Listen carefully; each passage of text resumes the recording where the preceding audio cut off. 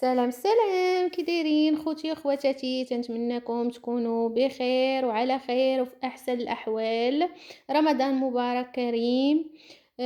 تنتمنىكم تكونوا بخير، نتوما والاهل ديالكم والاحباب ديالكم. كما كتشوفوا اليوم ان شاء الله غادي نقدموا لكم سلو او السفوف بطريقه ديال الوالدين، طريقة سهلة اقتصادية سريعة. وكيف ما كتشوفوا فالشكل ديالها رائع ولا أروع. تنتمنى ينال الإعجاب ديالكم. ويلا نبداو على بركة الله. ننتقلوا المقادير بسم الله. فكنبداو بالكاوكاو كنحمروه في الفرن. طريقة سهلة وسريعة. ومن بعد غادي نمروا بدقيق القمح. كما كتشوفوا حنا ورينا لكم هنا القمح حمرناه وطحناه وعطانا هاد الدقيق الرائع. كذلك طحنا الكاوكاو مع شويه ديال سنيده، طحناه مزيان كما كتشوفوا حتى ولا معسل. غادي نمروا باش نخلطوا هذيك السلو ديالنا. هنا اللوز كذلك طحناه حمرناه ومن بعد طحناه مع السنيده اولا السكر. اهم حاجه البنات هي طحنوا هذاك المزيج جيدا حتى كيخرج معسل. وغادي نبداو نضيفوا الكل فوق دقيق القمح. هذا سلو صحي جدا كما كتعرفوا، فالقمح راه رائع جدا. خوتي خواتاتي، فبطبيعه الحال هاد السلو كنقدموه من ايدين ماما الحبيبه، الله يطول لك في عمرها ويطول لكم في عمر والديكم ويخليهم لكم يا رب العالمين. يا ربي يخليكم اللي عزيز عليكم.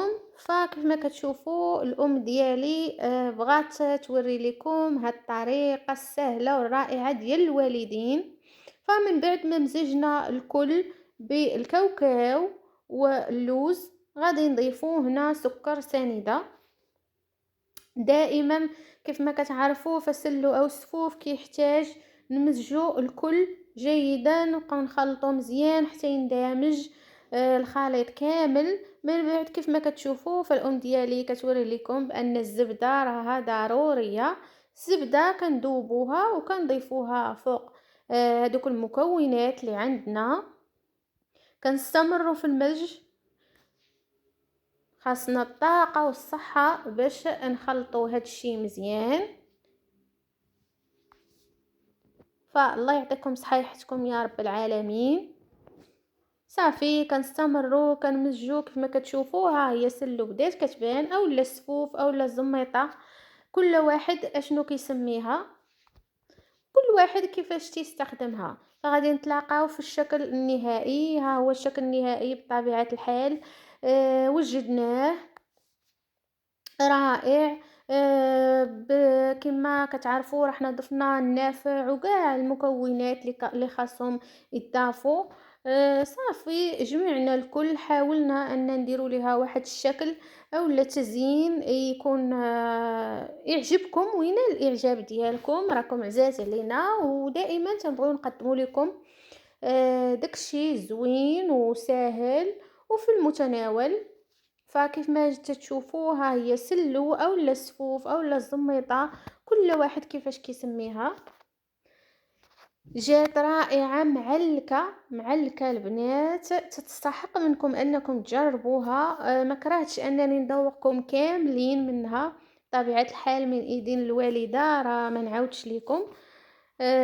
وصافي رمضان مبارك كريم.